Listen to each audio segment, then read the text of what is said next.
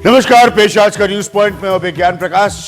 Delhi police की भूमिका को लेकर जेएनयू के मसले पर सवाल उठ रहे हैं और ये बड़े गंभीर सवाल है दिल्ली पुलिस की भूमिका को लेकर।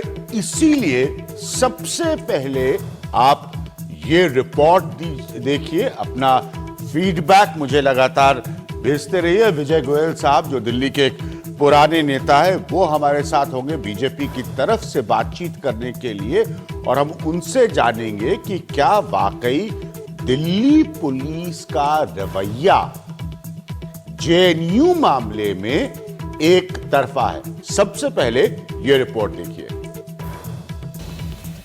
पटियाला हाउस कोर्ट के बाहर पिट रहे इस सीपीआई कार्यकर्ता के मामले में पुलिस ने एफआईआर तो दर्ज कर दी, लेकिन आरोपी का कॉलम खाली रखा। जबकि इस करतूत के बाद ओपी शर्मा पूरी जिम्मेदारी से कबूल करते दिखे कि जो पाकिस्तान जिंदाबाद के नारे लगाएगा उसे मारेंगे।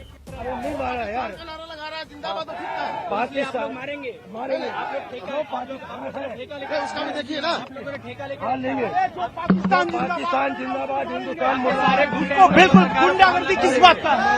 आप इनको चोट लगाई, आप इनको चोट लगा दी। अरे पत्रकारों पे इसका मैंने क्या किया है? अरे यार मैंने क्या करा है?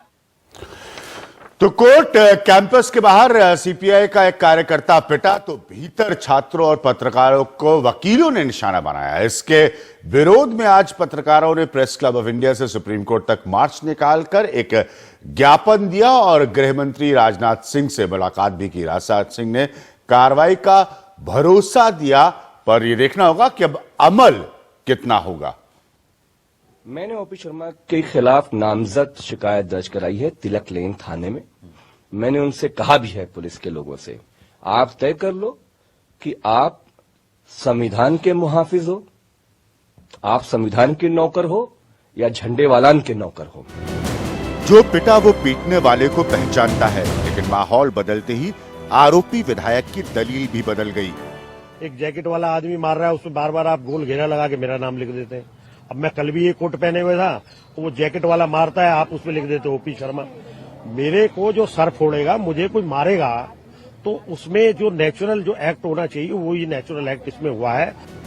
वहीं कोर्ट के भीतर की तस्वीरों में जहां कुछ वकील मारपीट करते साफ साफ दिख रहे हैं, पुलिस ने एफआईआर गुमनाम लोगों के खिलाफ दर्ज की है।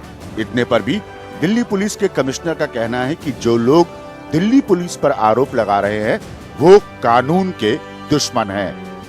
दिल्ली पुलिस जो है भारतीय संविधान और भारत के अन्य कानूनों के मुताबिक कार्रवाई करती है।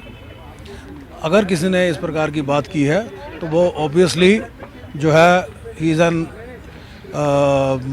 An enemy of the public order. मेरे साथ भारतीय जनता पार्टी के वरिष्ठ नेता विजय गोयल साहब मौजूद है। विजय गोयल साहब, बड़े गंभीर सवाल उठ रहे हैं दिल्ली पुलिस के ऊपर। क्या दिल्ली पुलिस ने आपके हिसाब से एक तरफा कार्रवाई की है? नहीं, मुझे पहले आप कौन सी कार्रवाई की बात कर रहे हैं वो बताएंगे तो मैं बताता हूं आपको। नहीं, दो कार्रवाइयों का मसला है यहां पर। एक जो अज्ञात लोगों के नाम इन्होंने एफआईआर की है, और एक जहां पर यह कहा जा रहा है कि साहब लोग कौन मारपीट कर रहे थे वो साबित हो रहा है, फिर भी आप कार्रवाई नहीं कर रहे हैं। दो अलग अलग मसले हैं। अभिज्ञान, एक बात समझिए जी, जहां तक आप जो मुद्दा रख रहे हैं वो रख रहे हैं दिल्ली पुलिस का मुद्दा। कि दिल्ली पुलिस ने क्या एक तरफा कार्रवाई की है। सबसे बड़ी बात यह है कि मैं अभी ये देख रहा हूं कि दिल्ली पुलिस ने कोई एफआईआर दर्ज की है। उसके बाद जिसके ऊपर आरोप लगा है, चाहे वो ओपी शर्मा या अन्य है, उन्होंने अपनी एक सफाई दी है कि भाई उनको सिर के ऊपर चोट लगी है।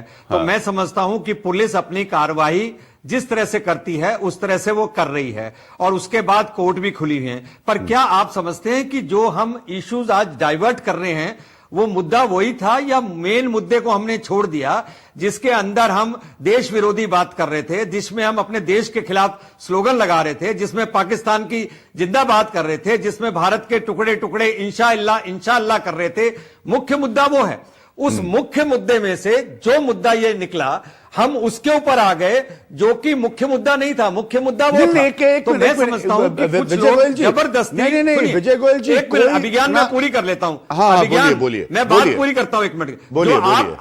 आप जो आज मुद्दा उठा रहे हैं, हाँ। वो मुद्दा न्याय का मुद्दा है। हाँ। और उस न्याय के मुद्दे में अगर पत्रकारों के साथ कोई बदसलूकी हुई है तो मैं उसका समर्थन नहीं करता हूं। अगर किसी और के साथ कुछ हुआ है तो मैं उसका समर्थन नहीं करता। उसके लिए जो है वो पुलिस कार्रवाई करेगी, और मैं समझता हूं कि पुलिस कार्रवाई कर रही है। 3 दिन तक जेएनयू के अंदर 9 तारीख को जो नारेबाजी हुई, और उसके बाद 2 दिन के बाद किसी की अरेस्ट की जाती है, तब मैं ऐसा कोई माहौल नहीं देखता हूं कि जिसमें यह कहे कि पुलिस ने इनको पकड़ने में देर क्यों की है। वो लोग सबके सब चुप थे। तो ये जो सेलेक्टिव बात करते हैं हम, उस सेलेक्टिव बात मुझे पसंद नहीं है। बाकी मैंने आपको अपना स्पष्टीकरण आपको दे दिया है कि हमारा मत क्या है। हमारा मत यह है कि भाई मुख्य मुद्दे से मत भटको, छोटे मुद्दे को तो न्याय, कोर्ट, पुलिस तय कर देगी जाके। ठीक है, एक मिनट। अब विजय गोयल साहब, आप ही के हिसाब से चलते हुए कि मुख्य मुद्दे से मत भटकिए। मुख्य मुद्दा क्या है कि एक सभा में एक व्यक्ति भाषण दे रहा है, वहां नारे लग रहे हैं कि हिंदुस्तान ऐसा है और पाकिस्तान के हक में, यही है ना मुख्य मुद्दा।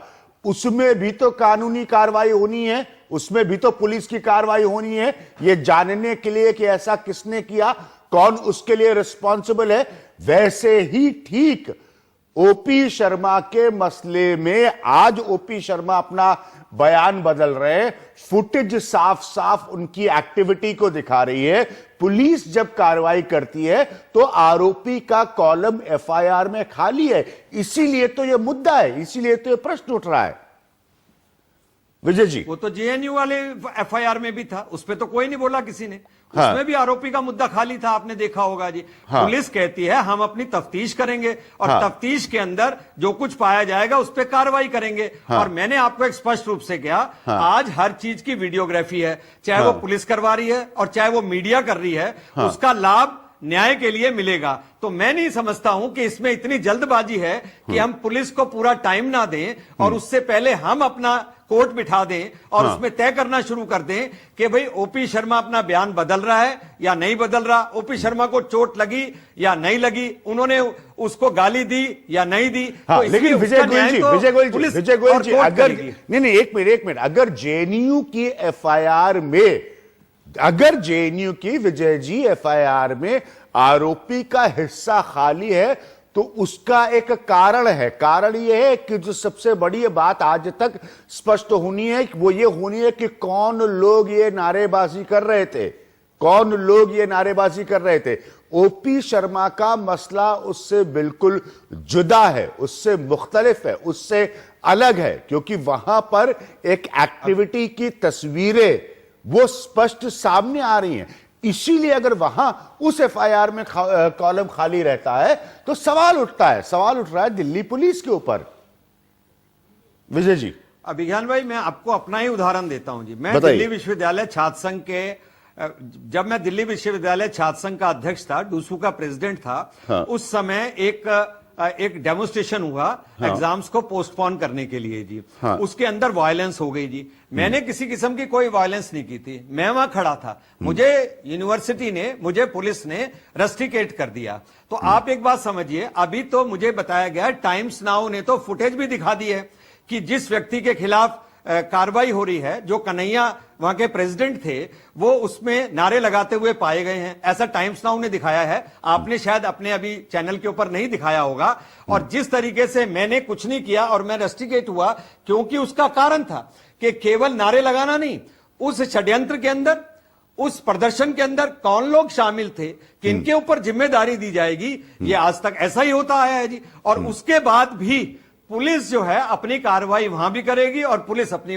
कार्रवाई वहां भी करेगी। न्याय पे भरोसा करके चलना चाहिए। और पुलिस के बाद कोर्ट भी बैठी हुई हैं, कोई भी व्यक्ति कोर्ट में जा सकता है। मैं फिर दोबारा लौट रहा हूं, हाँ। मुद्दा असल ये नहीं है। हाँ। मुद्दा असल ये है कि देश विरोधी नारे लगेंगे, पाकिस्तान जिंदाबाद होगा, गो इंडिया गो बैक होगा, भारत की बर्बादी तक जंग जारी रहेगी, कश्मीर की आजादी तक जंग जारी रहेगी। डिबेट इसके ऊपर होनी चाहिए। ऐसे इंसिडेंट्स जो लॉ एंड ऑर्डर के हैं वो होते हैं और उसके खिलाफ कार्रवाइयां होती हैं और होनी चाहिए, ये मेरा कहना है। नहीं, मेरा पॉइंट आपसे, आप बिल्कुल सही कह रहे हैं, बिल्कुल होना चाहिए। मुख्य मुद्दे की बहस से कोई नहीं हट रहा है, लेकिन मुख्य मुद्दे की प्रतिक्रियाओं में, मुख्य मुद्दे के रिएक्शंस में, आप बहुत पुराने सियासतदान हैं विजय जी, आप जानते हैं कि इस तरह की स्थितियों में घटनाएं होती हैं, रिएक्शंस होते हैं, तो लोग पुलिस की कार्रवाई को, इंसाफ के तरीके को, इंसाफ के तराजू को बराबर रखकर देखना चाहते हैं। आप आइसोलेशन में अलग करके घटनाओं को नहीं देखना चाहते। आज अगर अदालत के परिसर के बाहर कोई घटना होती है, मुद्दा वही है, लोग उस पर भी उतने प्रश्न पूछेंगे जितने जेएनयू की घटना पर। तो ये तो सरकारों की, स्टेट की जिम्मेदारी होती है। बताए, स्पष्ट करके बताए। आपने किसी टेलीविजन चैनल का नाम लिया, मुझे इससे कोई एतराज नहीं है, लेकिन वो क्या बता रहा है या कोई और क्या बता रहा है, मसला ये नहीं है, या मैं क्या बता रहा हूं, मसला ये नहीं है। हमें तो अंततः स्टेट से जानना है, पुलिस से जानना है कि कौन इसके लिए आरोपी है, ताकि यह ना हो कि आज 4 दिन की बहस चल रही है, फिर 40 दिन तक लोग भूल जाएं कि क्या हुआ। पॉइंट यह है विजय जी। अभियान, आप जो बात कह रहे हैं बिल्कुल ठीक कह रहे हैं। मैं सिर्फ एक आपसे प्रश्न करता हूं, बताइए। अभी इस घटना को, जिस घटना को आप जिक्र कर रहे हैं, हाँ। जो कोर्ट के बाहर हुई है, हाँ। अभी उसको जुम्मा 2 दिन हुए हैं। क्या हमको पुलिस को कुछ समय नहीं देना चाहिए कार्रवाई करने के लिए जी? हाँ। या आपको लगता है कि भाई इमीडिएट ही हैंग कर दिया जाना चाहिए? हाँ। या आपको लगता है कि पुलिस ने जो प्रिलिमिनरी इंक्वायरी करनी है, पुलिस ने जो सबूत जुटाने हैं, पुलिस ने जो सारे पक्षों को सुनना है, वो उसको सुन ले? आपने स्वयं बताया कि एक डेलीगेशन राजनाथ जी को मिला है और गृह मंत्री जी ने ये भारत को भरोसा दिलाया है कि हम जो उचित कार्रवाई होगी उसको जरूर करेंगे और न्याय जरूर होगा। तो मैं समझता हूं कि हम कुछ जल्दबाजी नहीं कर रहे इस बात के लिए कि जो मेन मुद्दा है उस पे तो हम भटक के, और इसमें चाहते हैं हम 2 दिन के अंदर ही कार्रवाई कर दें, और जबकि हमको अच्छी तरह मालूम है कि हमारे और आपके पास वीडियो फुटेज है जिससे कोई दूर भाग नहीं सकता कि किसने क्या किया है। हाँ, लेकिन आज वही ओपी शर्मा जो है वो अपने बयान को बदल रहे हैं, तो इसीलिए ज्यादा, चलिए मैंने आपका समय वाला पॉइंट एक्सेप्ट कर लिया, मैंने मान लिया आपके उस पॉइंट को कि ठीक है पुलिस को 2 दिन हुआ है और समय दीजिए, लेकिन फिर और भी ये जरूरी हो जाएगा, क्योंकि वो तो कह रहे हैं भाई हमने तो किया नहीं, वो तो वही मैं कोट पहन के आया था, वही कोट आप लोग बार बार सर्कल बना के दिखा रहे हैं, तो अब तो और भी ज्यादा मुश्किल हो जाएगा। बजाय ये जानने के कि कल को इस तरह के मामले वापस अदालत में पहुंचेंगे, कोई और इस तरह का एलिमेंट हो सकता है, तो और भी ज्यादा ये प्रेशर क्रिएट होता है, ये दबाव बनता है कि हम जाने जल्दी से जल्दी। दीजिए आप पुलिस को, चलिए 1 हफ्ते का समय दीजिए, लेकिन पुलिस इतनी इस तरह की घटना में स्पष्टता दे। एफआईआर होना, हाँ। अपने आप के अंदर बहुत स्पष्टता है। हाँ। ऐसा नहीं है कि एफआईआर नहीं हुई है। हाँ। दूसरा मेरा यह कहना है, हाँ। उन घटनाओं का आप जिक्र क्यों नहीं करते? आप तो सबसे बढ़िया एंकर हैं, एनडीटीवी बहुत अच्छा चैनल है।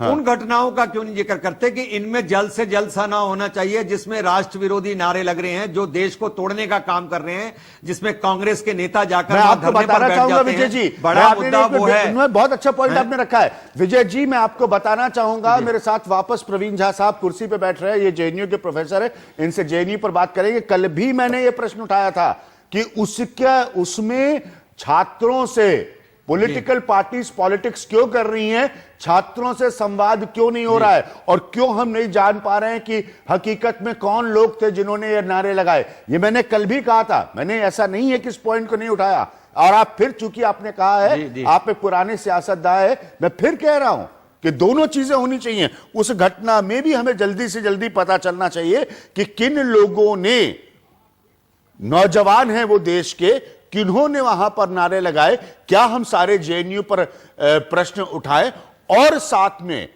कौन सियासत के अलावा क्या संवाद हो रहा है उन नौजवानों से। आप तो खुद यूनिवर्सिटी के डूसू के प्रेसिडेंट रहे, आप जानते हैं कि छात्रों की किसी भी सामाजिक व्यवस्था और आंदोलन में किस तरह की मानसिकता होती है।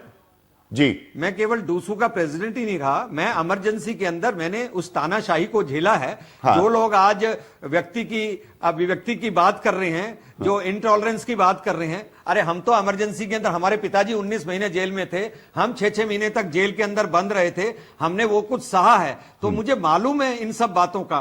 किंतु मेरा ये कहना है कि आज जो लोग जेएनयू के अंदर छात्रों को जाकर उकसा रहे हैं, चाहे उनमें कुछ टीचर होंगे, चाहे उनमें कुछ स्टूडेंट्स होंगे, चाहे जो और पार्टियों के नेता होंगे जो सियासत की रोटियां वहां पर सेक रहे हैं, उस बड़े मुद्दे को हमको लेकर चलना चाहिए। ये तो मैं आपको भरोसा दिला सकता हूं, क्योंकि आज हमारी सरकार है कि जो न्याय है वो होगा, क्योंकि किसी भी सरकार के अंदर आज सब चीजें सबके सामने होती हैं तो सरकार उससे बच नहीं सकती है। विजय जी बहुत कम वक्त है, विजय जी बहुत कम वक्त है, मुझे फिर भरोसा दिलाइए इस बात का भी कि हम ये भी जान पाएंगे, क्योंकि अंततः जेएनयू और सरकार के बीच ही ये जांच होनी है।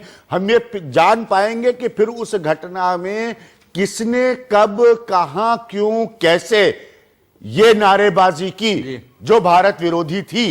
पर ये जेएनयू की पहली घटना भी नहीं है, इससे पहले भी आपने देखा होगा कुछ लोग जेएनयू को बदनाम करने में लगे हुए हैं, मानो उसको अड्डा बना दिया गया है। और जबकि मैं अच्छी तरह से जानता हूं जेएनयू में प्रबुद्ध छात्र हैं, प्रबुद्ध शिक्षक हैं, पर कुछ लोग उसको यूनिवर्सिटी को इस्तेमाल कर रहे हैं इन बातों के लिए कि वो वाइस चांसलर मना करेगा, उसके बाद भी वो उसके अंदर कार्यक्रम करेंगे, उसमें नारे लगाएंगे, उसमें गोल गोल घूमकर वो नाचेंगे गाएंगे कश्मीर की आजादी को लेकर। कम से कम मेरा मन तो इस बात को नहीं मानता। ठीक है, तो ठीक है, शुरू से लेकर आज तक हकीकत भी तो आप ही को लाकर बतानी पड़ेगी। विजय गोयल जी, भारतीय जनता पार्टी के एक सीनियर लीडर हमसे बात कर रहे थे, बहुत सारी उन्होंने बातें कही हैं।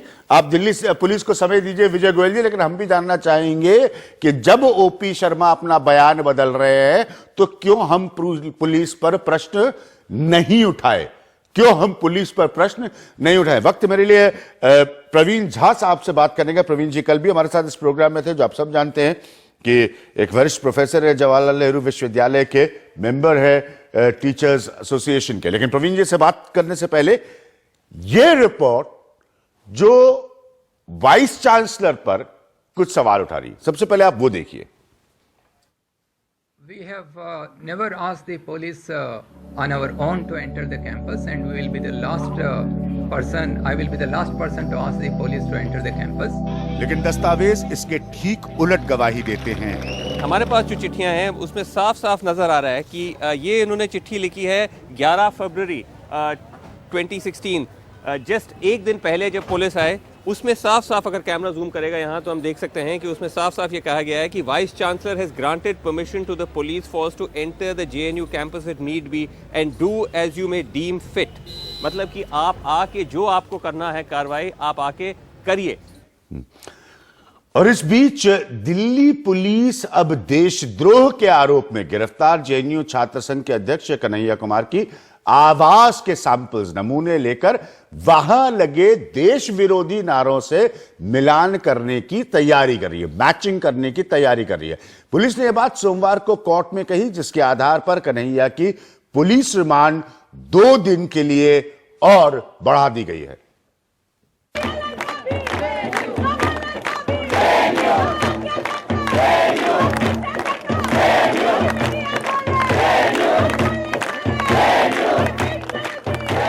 जेएनयू को बदनाम करने की एक पूरी कोशिश चल रही है, पूरी साजिश है, ठीक है, जो कि एक स्क्रिप्ट पहले से लिख करके तैयार की गई है। अदरवाइज जेएनयू में इस तरीके के नारे कभी नहीं लगे, मीटिंगें हर मुद्दे पे तमाम होती रही हैं, क्योंकि उन्हें जेएनयू से पैदा होने वाले विचारों से खतरा महसूस होता है। वो इन विचारों को गोलियों से नहीं मार सकते, इसलिए जेएनयू को बदनाम कर रहे हैं। जेएनयू में छात्रों के साथ अब शिक्षक संघ के करीब 600 टीचर भी हड़ताल पे हैं। इनकी नाराजगी इस बात को लेकर है कि पुलिस ने छात्रों पर कार्रवाई में कुछ ज्यादा ही जल्दीबाजी दिखाई और यूनिवर्सिटी की जांच कमेटी की रिपोर्ट का इंतजार नहीं किया।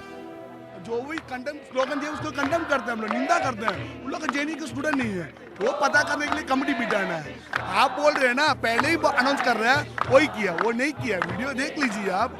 और दूसरा है, हम लोग ये अपील है, कुछ लोग स्लोगन दिए, इस कारण से आप सारा स्टूडेंट्स को रूम जाके पुलिस को भेजेंगे। आप बाद में जब दबाव बढ़ा तो बीसी की तरफ से दूसरी चिट्ठी भी लिखी गई, लेकिन तब तक मामला बिगड़ चुका था, क्योंकि इसमें इन्होंने कहा है कि हमें थोड़ी आशंका है, पुलिस को लिखा है कि हमें आशंका है कि आपकी कार्रवाई से लोग काफ़ी चिंतित हैं कि आप फेयर तरीके से काम नहीं करेंगे।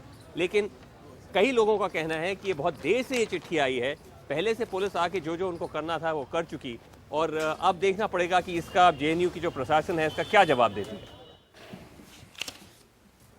तो मेरे साथ प्रवीण झा साहब मौजूद है, जो सदस्य भी हैं जेएनयू टीचर्स एसोसिएशन के। फिलहाल आप लोगों ने हड़ताल जो है वो अपनी खत्म की है, संतुष्ट हैं फिलहाल अपनी हड़ताल खत्म करके आप लोग? नहीं, आज हमारे प्रतिनिधियों ने जब वाइस चांसलर से बात की जी, और उनसे अनुरोध किया कि जो जांच वाली कमेटी जो है, हाँ, उसको लेके हमारी कुछ मांगे थी, तो वो उनके सामने रखी गई और वाइस चांसलर ने कहा कि इस पे हम सोचेंगे और चर्चा करेंगे, देखते हैं हम क्या कर सकते हैं इसको लेके।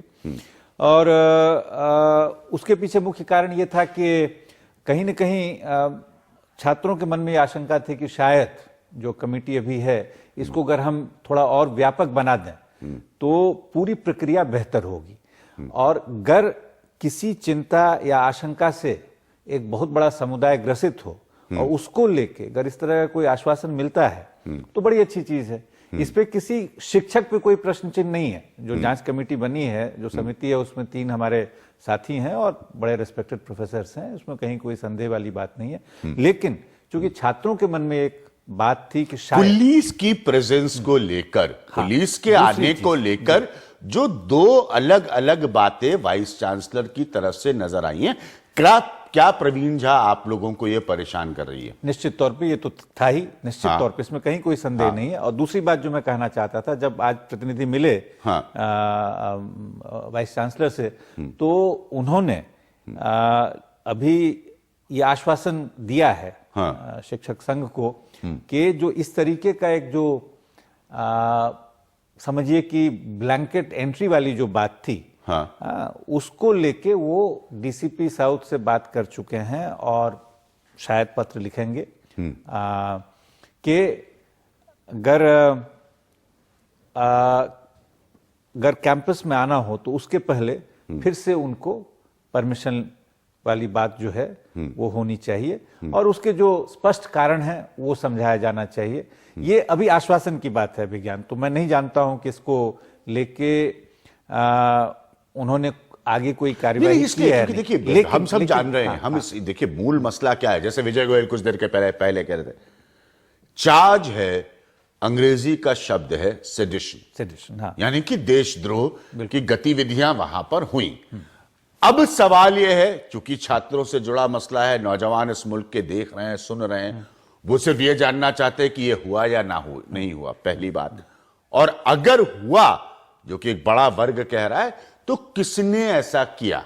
ठीक है, इसको जानने के लिए चौथा पॉइंट क्या है कि ये कौन बता सकता है? ठीक है, या तो जेएनयू के भीतर की जांच जल्दी से जल्दी बता दे, या पुलिस ने अगर कोई कार्रवाई की है तो वो जल्दी से जल्दी बता दे। मैं इस वक्त जो अध्यक्ष है कन्हैया, उनके जेल में होने की बात नहीं कर रहा हूं। तो ये सिचुएशन अभी कितनी और चिट्ठी पत्री में क्लियर होगी? देखिए, एक तो जहां तक पुलिस ने अपनी प्रक्रिया शुरू कर ही दी है, हाँ, तो वो ये पॉलिटिकल पार्टीज को, कल भी मैंने आपसे कहा था, ये पॉलिटिकल पार्टीज को मौका देगा दबा के वहां रोटियां सेकने के लिए, सारे पक्षों को, सारे पक्षों को। ये प्रश्न जेएनयू, जैसे एक प्रोफेसर साहब आपकी तरह कह रहे थे कि जेएनयू को बदनाम करने की साजिश है, इसलिए मैं कह रहा हूं ऐसा।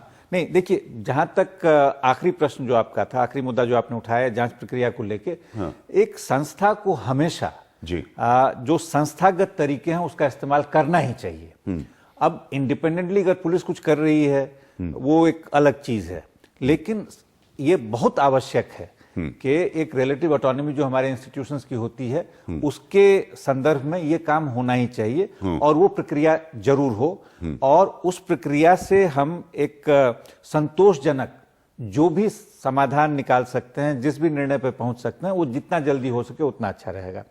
इससे एक पूरी जो कॉन्स्टिट्यूएंसी है उसको भी काफी भरोसा होगा।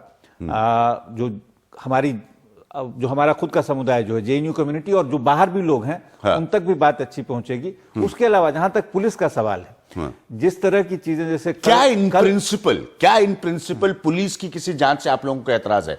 आप जो टीचर्स का एसोसिएशन है उसे एतराज है? अभिज्ञान अगर यही पुलिस है जो कल कोर्ट में थी, हाँ, और जो दुर्दशा हो रही थी जेएनयू के छात्रों की, शिक्षकों की हाँ। और लोगों की, हाँ। अगर यही पुलिस जांच कर रही है हाँ। तो निश्चित तौर पे उस पे काफी प्रश्न चिन्ह उठते हैं। हाँ, नहीं क्योंकि पुलिस तो यही है।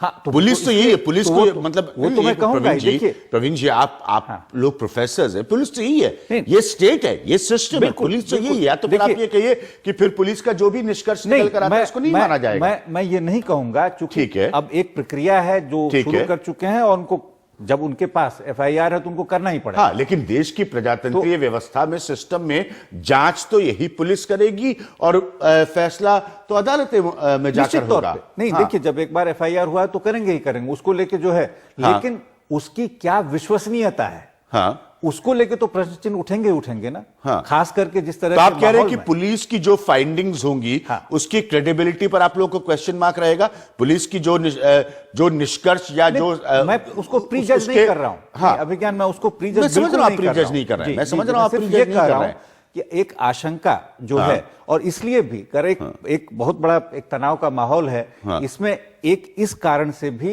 हमारी जो एक अंदरूनी प्रक्रिया है वो होनी चाहिए, जिससे कि जितने सारे हमारे अलग अलग समुदाय हैं जेएनयू में, जो अलग अलग धड़े हैं, शिक्षक, छात्र, कर्मचारी, सभी लोग हैं, उनको लगे कि वो उनकी जो एक अंदरूनी प्रक्रिया है मैं एक सवाल जल्दी से, ये सारी आजादी खाली जेएनयू को चाहिए? नहीं, सबको चाहिए। नहीं, क्योंकि ये हो रहा है, क्यों देखिए फिर जैसे हमने कहा कि भाई आप कौन से दूसरे राज्य की पुलिस के ऐसे बुलाकर जांच करवाने में संतुष्ट होंगे?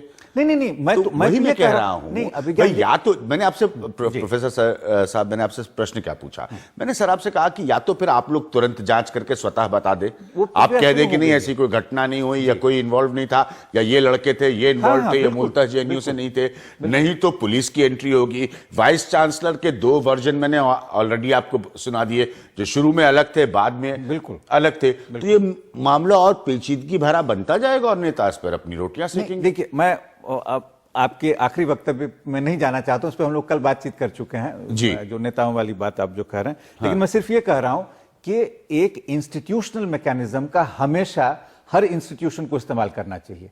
एक ऑटोनॉमी होती है अपनी इंस्टीट्यूशन की, लेकिन अगर उसके साथ साथ स्थिति ये बन गई है कि कुछ लोग गए, उन्होंने एक एफआईआर लॉन्च किया है, ठीक है, तो उसके बाद तो पुलिस 10 सेकंड प्रवीण झा जी, अगर ये घटना जेएनयू के बाहर हुई होती, प्रक्रिया तो वही थी ना, क्या वहां प्रक्रिया अलग होगी और यहाँ प्रक्रिया अलग? नहीं, मैं तो ये कह रहा हूं कि ये जहां भी हो, अगर एक इंस्टीट्यूशन के दायरे में होता है, इंस्टीट्यूशन के दायरे में होता है, तो उसका एक अपना मैकेनिज्म है, उसको हमें निश्चित तौर पर रेस्पेक्ट करना चाहिए।